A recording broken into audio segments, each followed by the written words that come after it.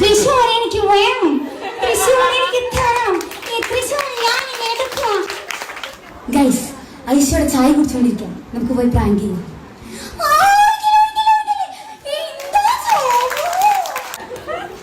പിന്നെ ജലദോഷം വന്ന പുലി അഥവാ പുലിമുരുകല മോഹൻലാൽ. അടുത്തതായി തീവണ്ടി, കുക്കർ സ്റ്റീം അടിക്കുന്നത്. അടുത്തതായി ചമയ്ക്കുക, തിന്നുക,